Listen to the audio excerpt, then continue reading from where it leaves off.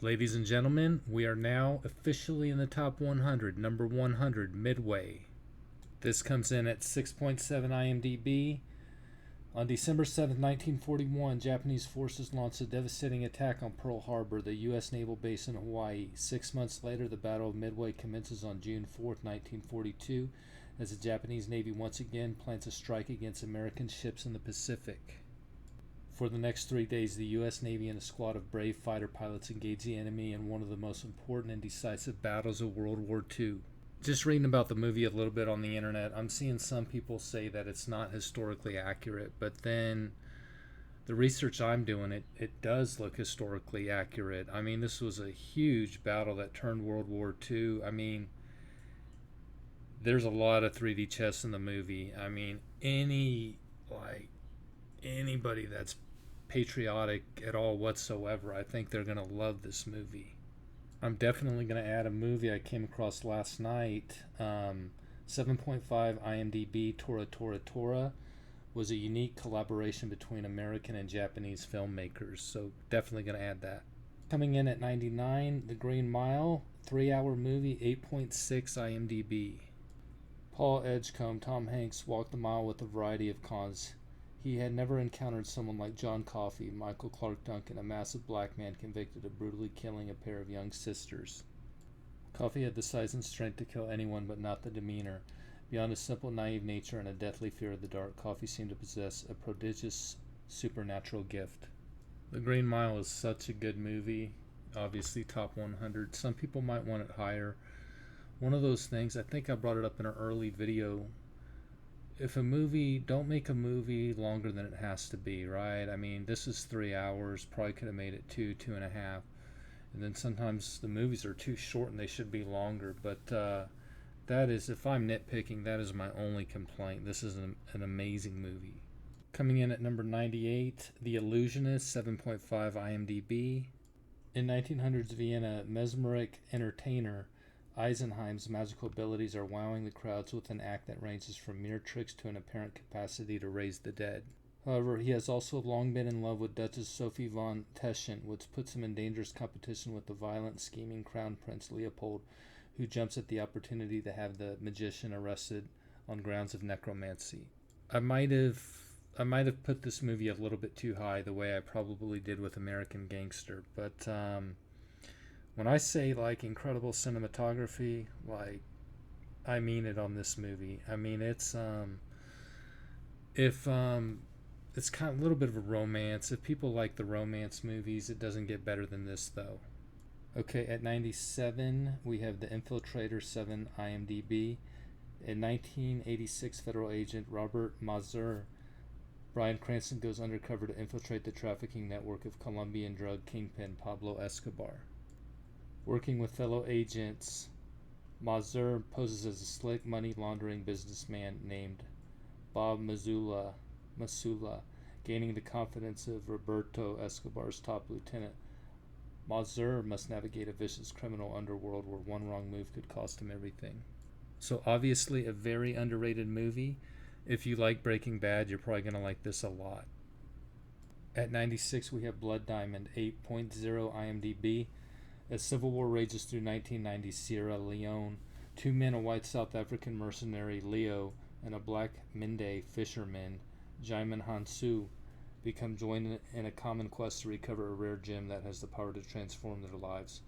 With the help of an American journalist, Jennifer Connelly, the men embark on a hazardous trek through rebel territory to achieve their goal. The movie does a very good job of showing how blood diamonds are mined in war zones and sold to finance armed conflicts. Also, the 3 main characters, they're all after something different. And then they're kind of on a journey together for part of the movie. It's so good. 95, 21 Grams, 7.6 IMDb. In a film that plays with the idea of straightforward storytelling, a group of troubled people find that they are linked in unpredictable ways. Paul Rivers' Sean Penn is an academic dealing with a terminal heart condition, but his life is changed by a car crash that seems unrelated to his ailment. The traffic accident involving ex-con Jack Jordan, Benicio del Toro, and the husband of Christina Peck, Naomi Watts, is one that ruins lives but ultimately also resurrects them. I don't want to give anything away on this movie, but this is hyperlink cinema, as I've talked about it a few times before. This is definitely one of the better hyperlink cinema movies because the three main actors, it's like to do hyperlink cinema, the acting can't just be incredible with one actor. All the main actors have to be really good, and that's what separates this movie. 94 in the Line of Fire, 7.2 IMDb. A Secret Service agent is taunted by calls from a would-be killer who has detailed information about the agent, including the fact that he failed to save President John F. Kennedy from assassination. Like in terms of hero going against villain and vice versa, I mean, in terms of Eastwood and Malkovich, it does not get much better than this. Coming in at number 93, Sin City, 8.0 IMDb. In this quartet of neo-noir tales, a mysterious salesman, Josh Hartnett, narrates a tragic story of codependency while muscle-bound vigilante Mickey Rourke tears his way through the criminal underworld in search of his lost love. Jamie King. In another part of the city, a grizzled cop, Bruce Willis, foils the ambitions of a child killer and an ex-prostitute, evades her ex-pimp with the help of her new boyfriend, Dwight. Sin City is a very unique movie. Let me just read this to you. Striking visuals and unique style. The film's innovative use of black and white, punctuated with strategic splashes of color, like red, yellow, and blue, creates a captivating visual landscape directly mirroring Miller's artwork. This distinctive aesthetic sets it apart from typical film adaptations and immerses the audience in its neo-noir atmosphere. I wouldn't call it true hyperlink cinema. I mean, all the stories take place in Sin City, right? But they're not all like connected, but it doesn't really matter. It's such a good movie. It's such a memorable movie. Yeah, it's unique. That's what gets ranked higher. 92, Dumb and Dumber, 7.3 IMDb. I just kind of had an epiphany thinking about trying to explain this. I think what makes the movie is actually Jeff Daniels. Think about a lot of his movies. He has serious roles. But yeah, his character is probably more believable than even Jim Carrey's character. That says a lot because Carrey's a very good actor. But yeah, is this the best comedy ever? I would say no, but it's close. Speaking of comedies, number 91, Friday at 7.2 IMDb. It's kind of hard to just explain why this is so good, so I got something from AI. It's a hilarious peek into a South Central LA neighborhood where every character is a legend and every line is quotable. Number 90, we have Platoon, 8.1 IMDb. Chris Taylor, Charlie Sheen, leaves his university studies to enlist in combat duty in Vietnam in 1967. Once he's on the ground in the middle of battle, his idealism fades. Infighting in his unit between Staff Sergeant Barnes, Tom Berenger, who believes nearby villagers are harboring Viet Cong soldiers, and Sergeant Elias William Defoe, who has a more sympathetic view of the locals, ends up pitting the soldiers against each other as well as against the enemy. It's been a while since I've seen Platoon, but it's really, really good. I don't think it's as good as some other war movies with Charlie Sheen's character writing the letters, trying to tell the audience how to feel. Obviously, still an incredible movie. Number 89, Lock, Stock, and Two Smoking Barrels, 8.1 IMDb. I got to be careful about describing this movie so I don't give it away. It is hyperlink cinema, by the way. The film begins with a seemingly straightforward situation: four friends needing to pay off a significant debt to a ruthless gangster. Their desperate attempt to settle the debt involves them in a web of unexpected events and encounters with various criminal groups, each pursuing their own illicit agendas. This is arguably Guy Ritchie's best movie. I mean, it's hyperlink cinema at its best. Number 88, The Vanishing, 6.3 IMDb. So a little confused here. I'm doing research on The Vanishing, and they made one in 1988, a foreign film that got a 7.7 IMDb. And then I didn't know that. And then obviously they did another remake of The Vanishing with Gerard Butler. I haven't seen that, but I'm talking about the 93 with Bridges. Barney, Jeff Bridges, is a disturbed man intent on abducting a woman. After numerous failed attempts, he manages to kidnap young Diane Sandra Bullock, who is on vacation with her boyfriend, Jeff Kiefer Sutherland. As time passes, Jeff remains determined to find out what happened to Diane. There's a reason they've done 2 remakes of this movie. It's an incredible plot, and I would say Bridges in this movie gives an all-time performance. At 87, we have Mongol, 7.2 IMDb. This fact-based epic traces the early and tumultuous years of legendary warrior Genghis Khan, then known as Temujin. Despite the killing of his father, the betrayal of his friend, and even being forced to serve as a slave, Temujin still creates his own path for future greatness. He hones his battle skills and marries Borte, whose love and reliability are crucial, often overlooked elements to his historic success as a conqueror. Very underrated movie. Here's a fun fact. 0.5% of the world's male population, or about 16 million males, have Genghis Khan's DNA. Number 86, Maurice Perros. 8.0 IMDb. I hope I said that right. Maurice Perros is a bold, intensely emotional, and ambitious story of lives that collide in a Mexico City car crash, inventively structured as a triptych of overlapping and intersecting narratives. Maurice Perros explores the lives of disparate characters who are catapulted into unforeseen dramatic situations instigated by the seemingly inconsequential destiny of a dog named Coffee. Would take a long time to explain even if I wanted to. This is unbelievable hyperlink cinema. Coming in at 85, Unforgiven, 8.2 IMDb.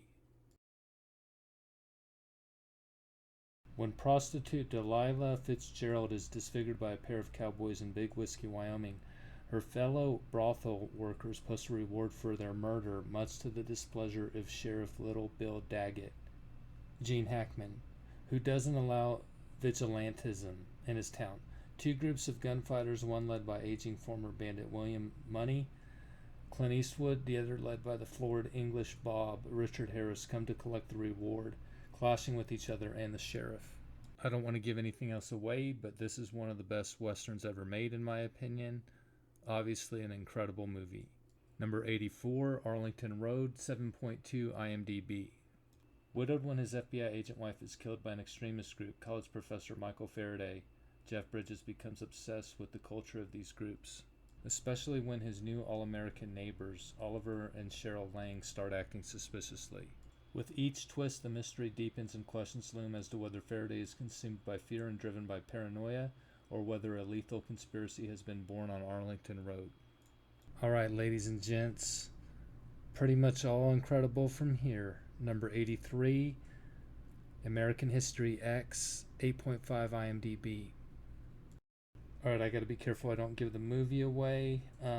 This movie explores themes of racial hatred, violence, and the possibility of redemption within a family context. It tells the story of 2 brothers, Derek and Danny, Edward Norton, Edward Furlong, whose lives are deeply affected by white supremacist ideology.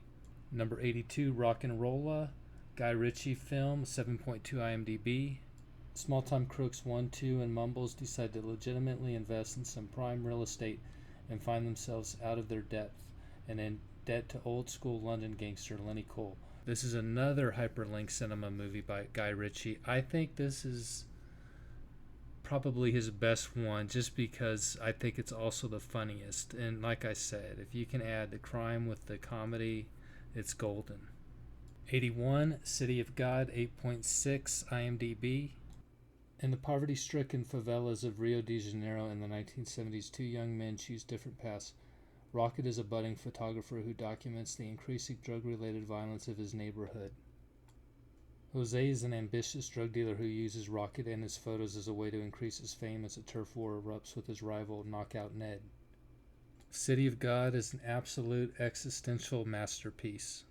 Number 80, The Last Samurai, 7.8 IMDb. Captain Nathan Algren, Tom Cruise, is an American military officer hired by the Emperor of Japan to train the country's first army in the art of modern warfare. As the government attempts to eradicate the ancient samurai warrior class in preparation for more westernized and trade-friendly policies, Algren finds himself unexpectedly affected by his encounters with the samurai, which places him at the center of a struggle between 2 eras and 2 worlds. I wasn't expecting this movie to be so good, but I found something here to read to you. The movie delves into the clash between traditional Japanese culture and the encroaching Western modernity exploring themes of honor, loyalty, and the price of progress. This resonates with audiences who appreciate stories about cultural identity and the human cost of change. Number 79, 2001, A Space Odyssey, 8.3 IMDb, 1968. When Dr. Dave Bowman and other astronauts are sent on a mysterious mission, their ship's computer system, HAL, begins to display increasingly strange behavior, leading up to a tense showdown between man and machine that results in a mind-bending trek through space and time. Stanley Kubrick film. The color palette is on point with this movie. Watched it about a year ago, was absolutely blown away with how good this movie is. Number 78, The Good, the Bad, and the Ugly, 8.8 IMDb. Three men, each embodying a distinct moral ambiguity, are locked in a ruthless pursuit of a hidden fortune amidst the backdrop of the American Civil War. The movie is already incredible, and then you add the score to it that is also incredible. Possibly the best Western ever to this day. Number 77, Silence of the Lambs, 8.6 IMDb. Jodie Foster stars as Clarice Starling, a top student at the FBI's training academy. Jack Crawford wants Clarice to interview Dr. Hannibal Lecter, a brilliant psychiatrist who is also a violent psychopath serving life behind bars for various acts of murder and cannibalism. Crawford believes that Lecter may have an insight into a case and that Starling, as an attractive young woman, may be just the bait to draw him out. It's been a long time since I've seen this movie. Anthony Hopkins makes this possibly the best psychological thriller movie of all time. Okay, how do I explain this? Manhunter, 7.2 IMDb, 1986, is the prequel to Silence of the Lambs, but it's basically the same movie as Red Dragon, which came after Silence of the Lambs. Most people think that Manhunter is a lot better than Red Dragon, so check it out. 76, The Big Lebowski, 8.1 IMDb. Jeff the Dude Lebowski is mistaken for Jeffrey Lebowski, who is the Big Lebowski, which explains why he's roughed up and has his precious rug peed on. In search of recompense, the dude tracks down his namesake, who offers him a job. His wife has been kidnapped and he needs a reliable bagman, aided and hindered by his pals Walter Sobchak, a Vietnam vet, and Donnie. Obviously, all-time great movie, but for the Coen brothers to have the foresight with the cast of Jeff Bridges, John Goodman, Steve Buscemi, John Turturro, and Philip Seymour Hoffman, is unbelievable that they knew to do that. Number 75, Apocalypse Now, 8.4 IMDb. In Vietnam in 1970, Captain Willard Martin Sheen takes a perilous and increasingly hallucinatory journey upriver to find and terminate Colonel Kurtz, Marlon Brando, a once promising officer who has reportedly gone completely mad. In the company of a Navy patrol boat filled with street-smart kids, a surfing-obsessed air cavalry officer, Robert Duvall, and a crazed freelance photographer, Dennis Hopper, Willard travels further and further into the heart of darkness. Where to start? It's been a while since I've seen this. This is obviously not your average war movie. Francis Ford Coppola spared no expense on special effects and lighting. I can't find any weakness in this movie whatsoever, and I should probably have it ranked higher. 74, Forrest Gump, 8.8 IMDb. Slow-witted Forrest Gump, Tom Hanks, has never thought of himself as disadvantaged, and thanks to his supportive mother, Sally Field, he leads anything but a restricted life. Whether dominating on the gridiron as college football star, fighting in Vietnam, or captaining a shrimp boat, Forrest inspires people with his childlike optimism. But one person Forrest cares about most may be the most difficult to save, his childhood love, the sweet but troubled Jenny. This is where I'm supposed to say something like from a Hallmark card. But hey, it's amazing how much Forrest Gump accomplished in his life, and everybody can take something from that. Coming in at number 73, Full Metal Jacket, 8.2 IMDb. Stanley Kubrick's take on the Vietnam War follows smart aleck Private Davis, quickly christened Joker by his foul-mouthed drill sergeant, and pudgy Private Lawrence, nicknamed Gomer Pyle, as they endure the rigors of basic training. Though Pyle takes a frightening detour, Joker graduates to the Marine Corps, and is sent to Vietnam as a journalist, covering and eventually participating in the bloody Battle of Hai. Obviously, Kubrick with a cynical take on his view of war, I would guess, but this movie has two separate parts, training and actual war, and both parts are really good. Number 72, The Hurricane, 7.6 IMDb. Denzel Washington is Reuben Hurricane Carter, a man whose dreams of winning the middleweight boxing title were destroyed when he was arrested along with another man for the murders of 3 people in a New Jersey bar. Wrongfully accused, Carter and John Artis were sentenced to 3 life terms in prison. Let's just say the Hurricane might have some luck from a kid who buys his book. One of the best Denzel movies there is, in my opinion. 71, Rain Man, 8.0 IMDb.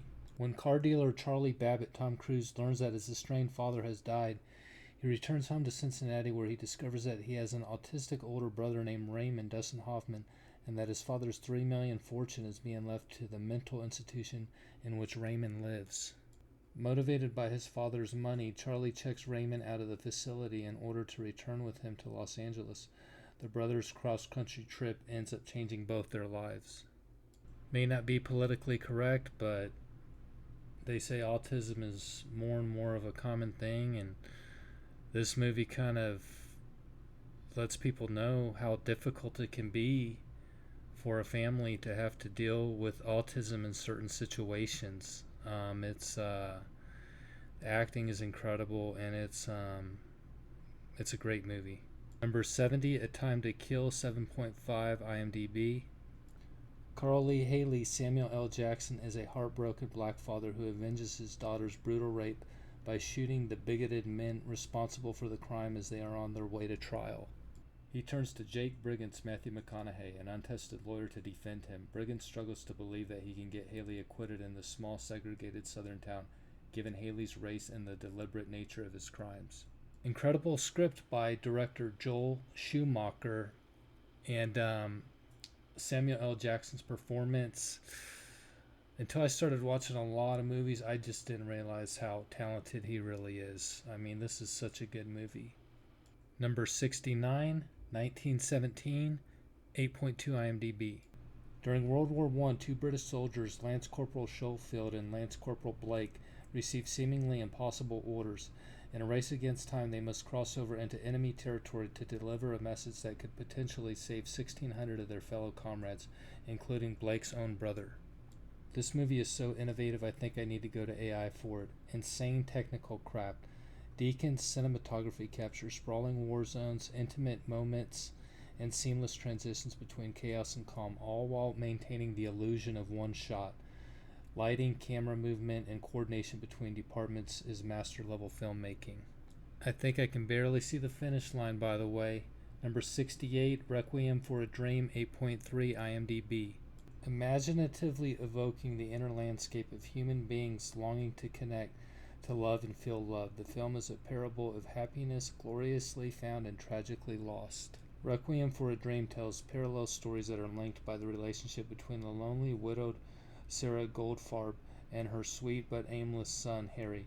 The plump Sarah, galvanized by the prospect of appearing on a TV game show, has started on a dangerous diet regimen to beautify herself for a national audience. Requiem for a Dream is considered a powerful and disturbing masterpiece. It's not a cautionary tale, it's a descent into hell. There are 4 main characters. Each person chases a dream. Weight loss, love, escape, success, and drugs become their vehicle. So yeah, it's a pretty depressing movie, so you might not want to watch it, but I think it's a really good movie. I might have it rated too high. I think I should correct AI. The movie is a cautionary tale and it's a descent into hell, both. Number 67, The Book of Eli, only 6.8 IMDb. 30 years after war turned the world into a wasteland, a lone warrior named Eli marches across the ruined landscape carrying hope for humanity's redemption. Only one other man understands the power of what Eli carries, and he is determined to take it for himself. Though Eli prefers peace, he must risk death to protect his precious cargo, to fulfill his destiny to help restore mankind. Very difficult to explain this movie without giving it away. It's a great action sci-fi though. Number 66, Casino, 8.2 IMDb. In early 1970s Las Vegas, low-level mobster Sam Ace Rothstein, Robert De Niro, gets tapped by his bosses to head the Tangiers Casino. At first, he's a great success in the job, but over the years, problems with his loose cannon enforcer Nicky Santoro, Joe Pesci, his ex-hustler wife Ginger, Sharon Stone, her con artist ex Lester Diamond, James Woods, and a handful of corrupt politicians put Sam in ever-increasing danger. Incredible 3-hour film. I think what this mob movie has that the others don't have to the same extent is it shows the women problems that can go along with the life. Number 65, Goodfellas, 8.7 IMDb. Henry Hill knows only too well that he must put the mob's interests before everything, even his family. But when the good times turn sour, his loyalties dissolve in the face of greater rewards. Faced with a terrible retribution, he can see only one way to get out alive. You know, people are going to want this movie higher, some people, but my only complaint, it's an incredible movie, obviously. My only complaint, the beginning of the movie, it's a little bit too much like Norman Rockwell paintings. And also Ray Liotta as the main actor before he really became a good actor. You know, the two small things, but it's still a great movie. Ladies and gentlemen, we're starting to get close to legendary. Number 64, $1 Million Baby, 8.1 IMDb. Frankie Dunn, Clint Eastwood, is a veteran Los Angeles boxing trainer who keeps almost everyone at arm's length except his old friend and associate Eddie Scrap Iron Dupree, Morgan Freeman. When Maggie Fitzgerald, Hilary Swank, arrives in Frankie's gym seeking his expertise, he is reluctant to train the young woman, a transplant from working-class Missouri. Eventually, he relents and the two form a close bond that will forever change them both. Directed by Clint Eastwood, this is an absolute tearjerker. Incredible movie. 63, Blow, 7.5 IMDb. In the turbulence of the 1970s, the international drug trade underwent a fast, violent, and lucrative revolution, and one ordinary American was at its center. But in just a few short years, George Jung, Johnny Depp, a high school football star, single-handedly became the world's premier importer of cocaine from Colombia's Medellin cartel, changing the course of an entire generation. Did you notice how Edward Scissorhands and What's Eating Gilbert Grape didn't make the top 700? Not a fan of Johnny Depp in certain movies, but the crime movies, I think he's really good in these types of movies. Number 62, I Am Legend, 7.2 IMDb. Robert Neville, Will Smith, a scientist, is a survivor of a man-made plague that transforms humans into mutants. He wanders alone through New York City, calling out for other possible survivors, and works on finding a cure for the plague using his own immune blood.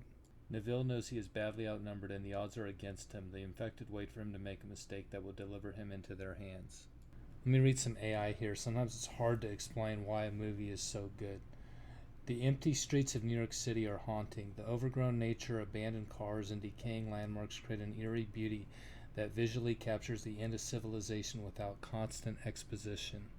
It's not just a survival horror flick. It explores loss, guilt, purpose, and redemption. Neville is a broken man clinging to routine and science, haunted by the failure to save his family and the world. That internal battle is just as compelling as the external threat. Number 61, Shutter Island, 8.2 IMDb. A 1950s lawman, Leonardo DiCaprio, pursues a murderess who appears to have vanished from a locked room within a fortress-like psychiatric hospital. I haven't seen this in a long time. It's an amazing thriller mystery movie. I can't really say anything. I don't want to give it away, but it's a Scorsese film. Yep, incredible. Number 60, 7 Pounds, 7.6 IMDb.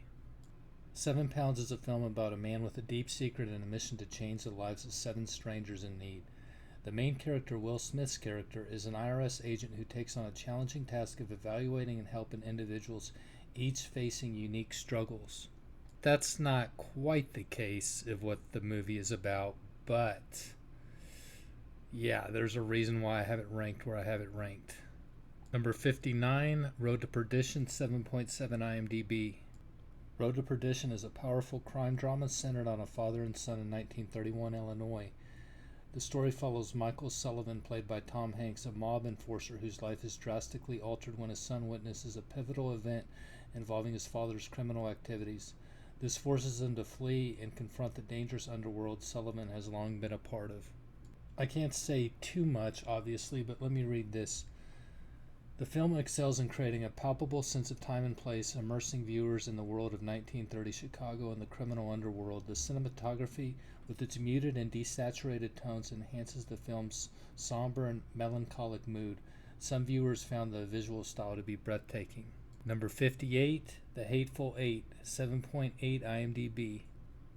While racing toward the town of Red Rock in post-Civil War Wyoming, bounty hunter John the Hangman Ruth, Kurt Russell, and his fugitive prisoner Jennifer Jason Leigh encounter another bounty hunter, Samuel L. Jackson, and a man who claims to be a sheriff.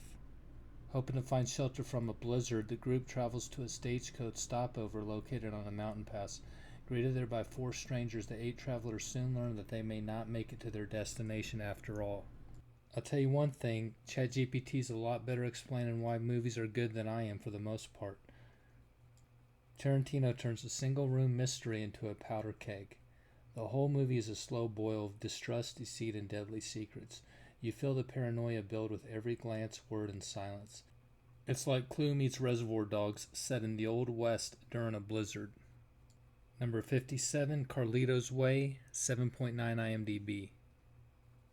A free man after years in prison, Carlito Brigante intends to give up his criminal ways, but it's not long before the ex-con is sucked back into the New York City underworld.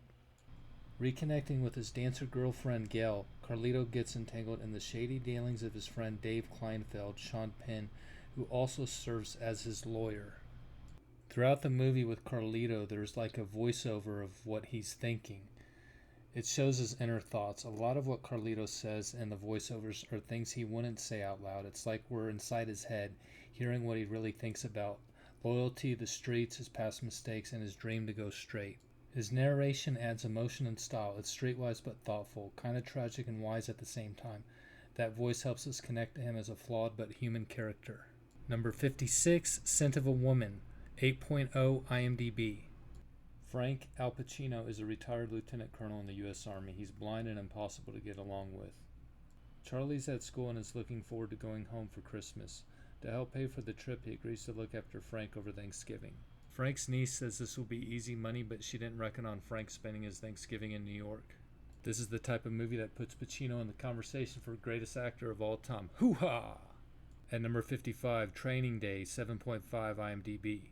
Police drama about a veteran officer who escorts a rookie on his first day with the LAPD's tough inner-city narcotics unit. Training Day is a blistering action drama that asks the audience to decide what is necessary, what is heroic, and what crosses the line in the harrowing gray zone of fighting urban crime. Does law-abiding law enforcement come at the expense of justice and public safety? If so, do we demand safe streets at any cost? I'm getting tired out finishing this batch of 50. Let me read a couple things from AI. Denzel's performance in the movie. Denzel delivers one of the most unforgettable performances of his career as Detective Alonzo Harris. He's charismatic, terrifying, manipulative, and magnetic all at once. He won an Oscar for it, and it's one of the rare times an actor wins Best Actor for playing a villain. The entire movie takes place over one intense, gritty day in Los Angeles. That 24-hour structure keeps the pacing tight, suspense high, and stakes rising with every scene. At number 54, End of Watch, 7.6 IMDb. Longtime LAPD partners and friends Brian Taylor, Jake Gyllenhaal, and Mike Zavala, Michael Pena patrol one of the most dangerous neighborhoods in Los Angeles. Though they may bend the rules, their honor and dedication to the job are unquestioned. Taylor and Zavala always have each other's back, even if Taylor's surreptitious filming of their daily activities for a college course is a bit ill-advised. All hell breaks loose for the officers when they run afoul of a vicious Mexican cartel. End of Watch uses found footage, handheld cameras, and POV shots. It makes you feel like you're in the squad car. It doesn't romanticize cops, but shows the complex, dangerous, and morally gray aspects of their daily lives. The film draws from real police stories and gang violence in Los Angeles, grounding it in authenticity. Hard to explain why this movie's so good. It's more than just that it seems like a documentary. It's just very well crafted. 53, Inglorious Bastards, 8.4 IMDb.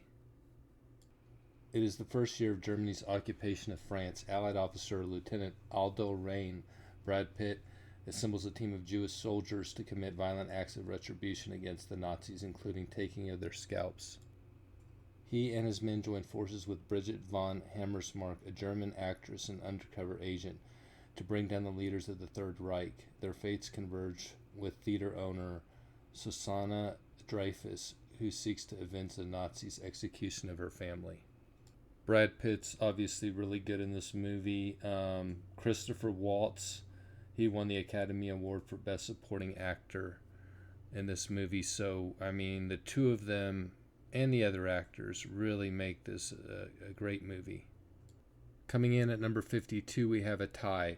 Mad Max 2, The Road Warrior, 7.6 IMDb. And then Mad Max 4, Fury Road, I believe it's 8.2 IMDb. I'll read about Mad Max 2. After avenging the death of his wife and young son at the hands of a vicious gang leader, Max Mel Gibson drives the post-apocalyptic highways of the Australian outback, fending off attacks from nomadic tribes that prey on outsiders. Falling into an encampment led by the relatively peaceful Papagallo, Mike Preston, Max at first schemes to steal their oil, but soon becomes the group's reluctant defender against the hulking Humongous and his ruthless marauders. It's been a while since I've seen Mad Max 2 and Mad Max Fury Road. 2 is like so good with the gyrocopter and just everything about the plot, everything. Fury Road is incredible. It's a non-stop battle. Furiosa's not bad at all. I thought it was going to be great, and then just kind of the ending with the conversation with Chris Hemsworth, just not really a fan of the way that was. 1 is pretty boring. It's just setting the stage for all the movies, and 3 was a different director. 3 was just terrible. But some of the movies here are incredible, number 2 and 4 specifically. Last movie of the batch, number 51, Slumdog Millionaire, 8.0 IMDb. As 18-year-old Jamal Malik answers questions on the Indian version of Who Wants to Be a Millionaire, flashbacks show how he got there. Part of the stable of young thieves after their mother dies, Jamal and his brother Salim survive on the streets of Mumbai. Salim finds the life of crime agreeable, but Jamal scrapes by with small jobs until landing a spot on the game show. It's classified as a romance/crime. They do a very good job of going back and forth from showing how crazy his life was to showing the game show questions. It's done really well. Yesterday was able to do 46 movies. Today just got 4 done. That is 650 in 9 days. The question is, can I get 50 done today? I doubt it, but I'm going to go for it. I think I'm going to go for it. We'll see what happens. 1 more batch left. Thank you for listening.